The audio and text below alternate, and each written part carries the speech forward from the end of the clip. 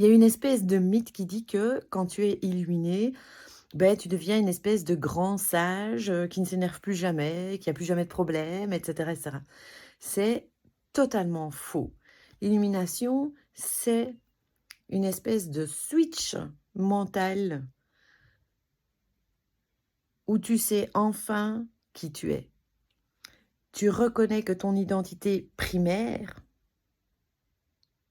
celle qui a toujours été là, c'est le soi, la conscience hors du temps, hors de l'espace, entière, complète, jamais née. Et que cette conscience a pris une forme humaine, Delphine. Et donc tu sais exactement ce que tu es. Mais c'est pas pour autant que ton personnage, il arrête de tourner.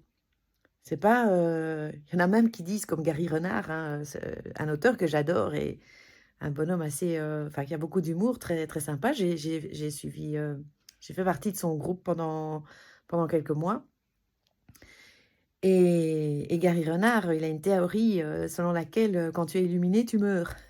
Enfin, tu déposes ton corps. Eh ben non, non, non, on est toujours là et donc c'est une connaissance, l'illumination. C'est un shift, comme je disais, mental. C'est comprendre et avoir intégré surtout, parce que comprendre intellectuellement, c'est une chose, mais l'avoir intégré, le vivre et donc oui, ton personnage, c'est ta deuxième identité, c'est ce qui vient après et donc ce personnage, il reste influencé d'une part par son propre programme, son essence, ses vasanas.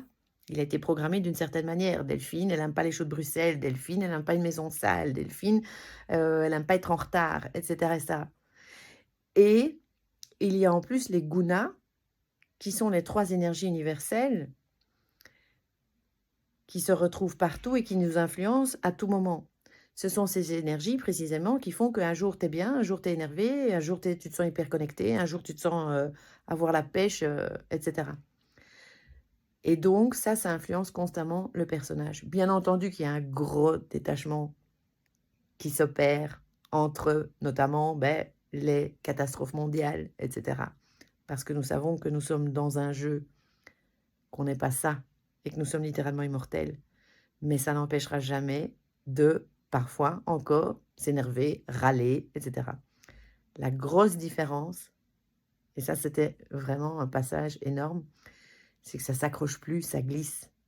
Le truc vient et ça repart. Ça s'accroche plus. On n'est pas en train de râler pendant 3 heures et ça, c'est énorme.